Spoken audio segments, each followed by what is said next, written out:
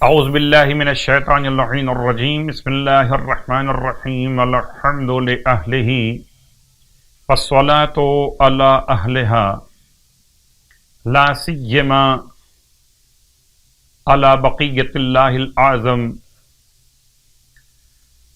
ماہ شعبان المعظم 15 شعبان آپ تمام اہل ایمان کو پھر مبارکباد پیش کرتا ہوں کہ خدا کے لطف و کرم کے ساتھ کہ پروردگار نے ماہ شعبان کے 15 روزے ہم سب کو نصیب فرما دیے۔ سرکار ختمیہ مرتبت کا مقدس مہینہ اور درود آل محمد کا بہترین مہینہ۔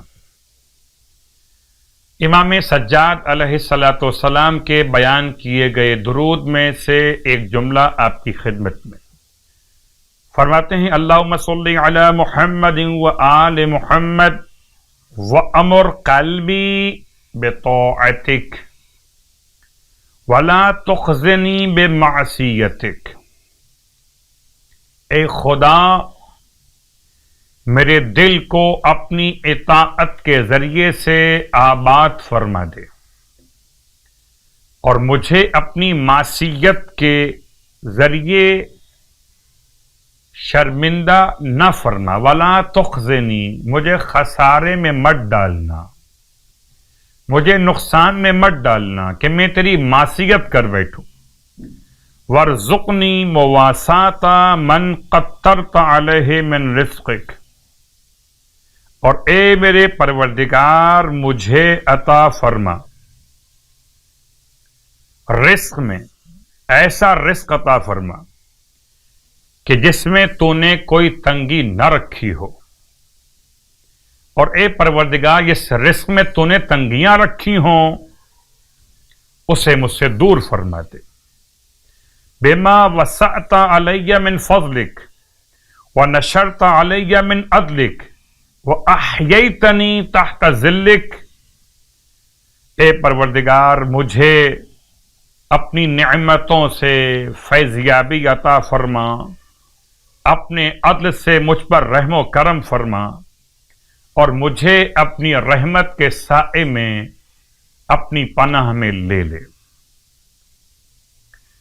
اور ماہ شعبان المعظم کی ہر ایک رات میں ایک خاص نماز کا تذکرہ آپ کی خدمت مقدس میں۔ شب 16 ماہ شعبان سرکار ختمیہ مرتبہ صلی اللہ علیہ وآلہ وسلم ارشاد فرماتے ہیں کہ اگر کوئی 16ویں شب ماہ شعبان کی 15 کا دن مکمل 16ویں شب 2 رکعت نماز پڑھے، ہر رکعت میں الحمد ایک مرتبہ الحمد پڑھے، اس کے بعد آیت الکرسی کو 1 مرتبہ پڑھے، حمد کے بعد آیت الکرسی 1 مرتبہ، اور سورہ اخلاص 15 مرتبہ پڑھے، تو خداوند عالم ارشاد فرماتے ہیں کہ اگر کوئی یہ 2 رکعت نماز بجا لائے تو اس کی طرح سے کہ جیسے اس نے تمام تر حق رسالت کو ادا کیا ہو،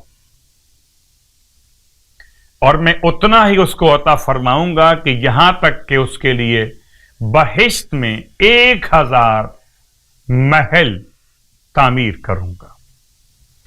شعبان کے 16 روزے مکمل کرنے پہ ثواب کا اعلان اللہ کے حبیب فرماتے ہیں، خداوند عالم آگ کے 70 دریا اس روزے دار پر بجھا دے گا جو ماہ شعبان کے 16 روزے مکمل کر۔